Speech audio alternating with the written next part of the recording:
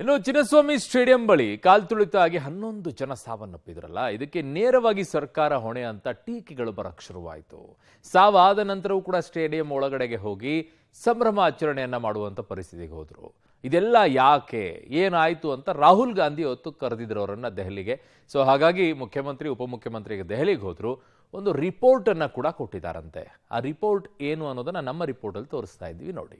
Stadium ಕಾಲ್ತುಳಿತಕ್ಕೆ Rahul ಬೇಸರ, CM ಡಿಸಿಎಂಗೆ high command ಬುಲಾವ್, ಹೈಕಮಾಂಡ್ಗೆ ಇಬ್ಬರು ನಾಯಕರ ಪ್ರತ್ಯೇಕ ವರದಿ. ಬೆಂಗಳೂರಿನ ಚಿನ್ನಸ್ವಾಮಿ ಸ್ಟೇಡಿಯಂ ಬಳಿ ಕಾಲ್ತುಳಿತದಿಂದ 11 ಅಮಾಯಕರು ಮೃತಪಟ್ಟಿದ್ದನ್ನು ಕಾಂಗ್ರೆಸ್ ಹೈಕಮಾಂಡ್ ಗಂಭೀರವಾಗಿ ಪರಿಗಣಿಸಿದೆ.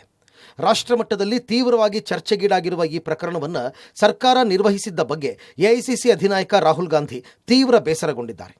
ಇಂದು ರಾಹುಲ್ ಗಾಂಧಿ ಕರೆಯ ಮೇರೆಗೆ ದೆಹಲಿಗೆ ಆಗಮಿಸಿದ್ದ ಮುಖ್ಯಮಂತ್ರಿ ಸಿದ್ದರಾಮಯ್ಯ ಹಾಗೂ ಉಪಮುಖ್ಯಮಂತ್ರಿ ಡಿಕೆ ಶಿವಕುಮಾರ್ ಕಾಂಗ್ರೆಸ್ ಭವನದಲ್ಲಿ ಭೇಟಿಯಾಗಿ ವರದಿ ಸಲ್ಲಿಕೆ ಮಾಡಿದ್ದಾರೆ. ಕಾಲ್ತುಳಿತಕ್ಕೆ ಕಾರಣವಾದ ಎಲ್ಲ ಅಂಶಗಳನ್ನು ಹೈಕಮಾಂಡ್ ಗಮನಕ್ಕೆ ಸಿಎಂ ತಂದಿದ್ದಾರೆ. ಹೈಕಮಾಂಡ್ಗೆ 3 ಪ್ರತ್ಯೇಕ ವರದಿಗಳನ್ನು ಸಿಎಂ ಸಿದ್ದರಾಮಯ್ಯ ಸಲ್ಲಿಸಿದ್ದಾರೆ. ಇನ್ನು ಸಿಎಂ ಸಲ್ಲಿಸಿದ್ದ ವರದಿಯಲ್ಲಿ ಏನೇನಿದೆ ಅಂತ ನೋಡೋಣ. ಹೈಕಮಾಂಡ್ಗೆ ಸಿಎಂ ರಿಪೋರ್ಟ್ 1. ವಿಧಾನಸೌಧ ಕಾರ್ಯಕ್ರಮದ ವಿವರಣೆ. ಸರ್ಕಾರ ಏತಕ್ಕಾಗಿ ಸನ್ಮಾನ ಕಾರ್ಯಕ್ರಮಕ್ಕೆ ಒಪ್ಪಿದ್ದು ಅನ್ನೋ ಮಾಹಿತಿ. ಆ ಕಾರ್ಯಕ್ರಮಕ್ಕೆ ಸಿದ್ಧತೆ ಹೇಗಿತ್ತು, ಹೇಗಾಯಿತು ಎಂಬ ಮಾಹಿತಿ. ವಿಧಾನಸೌಧ ಕಾರ್ಯಕ್ರಮ ತೀರ್ಮಾನ ಸರ್ಕಾರದ್ದೇ, ಎಲ್ಲ ಭಾಗವಹಿಸಿದ್ವಿ. ವಿಧಾನಸೌಧ ಕಾರ್ಯಕ್ರಮದಲ್ಲಿ ಏನೂ ಆಗಿಲ್ಲ ಅಂತ ಸ್ಪಷ್ಟನೆ. ಹೈಕಮಾಂಡ್ಗೆ ಸಿಎಂ ರಿಪೋರ್ಟ್ 2. ಸ್ಟೇಡಿಯಂ ಸೆಲೆಬ್ರೇಷನ್ ಬಗ್ಗೆ ವಿವರಣೆ. ಸರ್ಕಾರ ಅನುಮತಿಯನ್ನೇ ಕೊಟ್ಟಿರಲಿಲ್ಲ, ಆದರೂ ಜನ ಸೇರಿದ್ರು. ಪಾಸ್ ಗೊಂದಲ, ಕಾರ್ಯಕ್ರಮ ಗೊಂದಲಕ್ಕೆ ಆರ್ಸಿಬಿ, ಕೆಎಸ್ಸಿಎ ಹೊಣೆ. 2 ಕಾರ್ಯಕ್ರಮ ಇದ್ದಿದ್ದರಿಂದ ಬಂದೋಬಸ್ತ್ ವೈಫಲ್ಯ. ಡಿಸಿಎಂ ಅವರಿಗೆ ಆಹ್ವಾನ ಇತ್ತು ಅನ್ಸುತ್ತೆ, ನನಗೆ ಇರಲಿಲ್ಲ, ಹೋಗಿಲ್ಲ. ಹೈಕಮಾಂಡ್ಗೆ ಸಿಎಂ ರಿಪೋರ್ಟ್ 3. ಕಾಲ್ತುಳಿತದ ಬಗ್ಗೆ ವಿವರಣೆ. ಕಾಲ್ತುಳಿತದಲ್ಲಿ ಸಾವಿನ ಬಗ್ಗೆ ನನಗೆ ಮಾಹಿತಿ ಇರಲಿಲ್ಲ. ಪೊಲೀಸರು ಅನುಮತಿ ನಿರಾಕರಿಸಿದರೂ ಭದ್ರತಾ ಲೋಪ ಆಗಿದೆ. ಸಂಬಂಧಪಟ್ಟ ಪೊಲೀಸ್ ಅಧಿಕಾರಿಗಳನ್ನು ಸಸ್ಪೆಂಡ್ ಮಾಡಿದ್ದೇವೆ. ರಾಜಕೀಯ ಕಾರ್ಯದರ್ಶಿ ಗೋವಿಂದರಾಜ್ ಬಿಡುಗಡೆ ಮಾಡಿದ್ದೇನೆ. ಐಎಎಸ್ ಅಧಿಕಾರಿಗಳ ಕ್ರಮದ ಬಗ್ಗೆಯೂ ಆಲೋಚನೆ ಮಾಡಿದ್ದೇವೆ ಅಂತ ರಾಹುಲ್ ಗಾಂಧಿಗೆ ಕೊಟ್ಟ ವರದಿಯಲ್ಲಿ ಸಿಎಂ ಪ್ರಸ್ತಾಪ ಮಾಡಿದ್ದಾರೆ ಅಂತ ಹೇಳಲಾಗಿದೆ.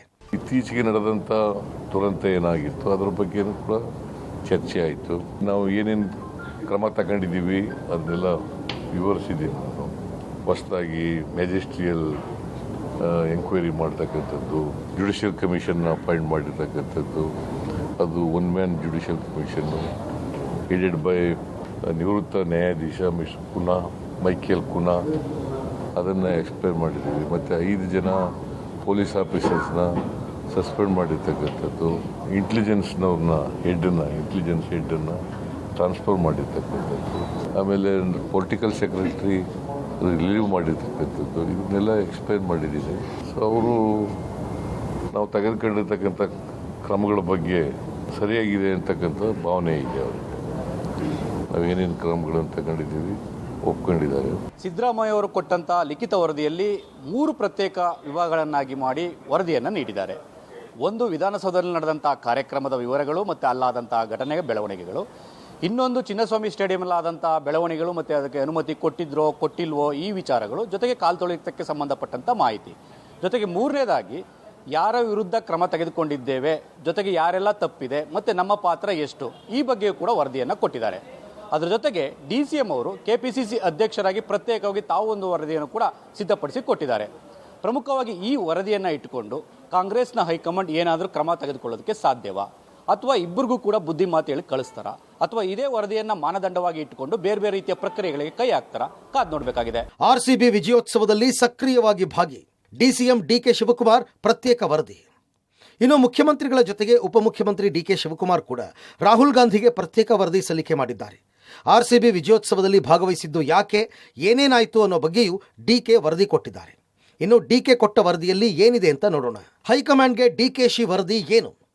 ಕಾಲ್ತುಳಿತಕ್ಕೂ ಸರ್ಕಾರಕ್ಕೂ ಯಾವುದೇ ಸಂಬಂಧವಿಲ್ಲ. ವಿಧಾನಸೌಧ ಮುಂದೆ ಅಹಿತಕರ ಘಟನೆ ನಡೆದಿಲ್ಲ. ನಿರೀಕ್ಷೆಗಿಂತ ಮೀರಿ ಜನ ಸೇರಿದ್ದಕ್ಕೆ ಸಮಸ್ಯೆ ಆಯಿತು.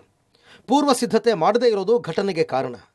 ಗೌರವ ಉದ್ದೇಶದಿಂದ ಏರ್ಪೋರ್ಟ್ನಲ್ಲಿ ಸ್ವಾಗತಿಸಿದ್ದು. ಸ್ಟೇಡಿಯಂ ಸಂಭ್ರಮಾಚರಣೆ ವೇಳೆ ಸಾವಿನ ಬಗ್ಗೆ ಗೊತ್ತಿರಲಿಲ್ಲ. ಹೀಗಾಗಿ ನಾನು ಸಮಾರಂಭದಲ್ಲಿ ಭಾಗಿಯಾಗಿದ್ದೆ. ದುರಂತ ಗೊತ್ತಾದ ಕೂಡಲೇ ಬೇಗ ಮುಗಿಸಲು ತಿಳಿಸಿದೆ. ಸ್ಟೇಡಿಯಂ ಒಳಗೆ ಸಾವಿರಾರು ಅಭಿಮಾನಿಗಳಿದ್ದರು. ಕಾರ್ಯಕ್ರಮ ಮಾಡದಿದ್ದರೆ ಆಕ್ರೋಶ ಜಾಸ್ತಿ ಆಗ್ತಾ ಇತ್ತು. ಕೂಡಲೇ ಆಸ್ಪತ್ರೆಗೆ ಹೋಗಿ ಗಾಯಾಳುಗಳನ್ನು ವಿಚಾರಿಸಿದ್ದೇವೆ ಅಂತ ಹೈಕಮಾಂಡ್ಗೆ ಕೊಟ್ಟಿರುವ ವರದಿಯಲ್ಲಿ ಡಿಕೆಶಿ ಉಲ್ಲೇಖ ಮಾಡಿದ್ದಾರೆ.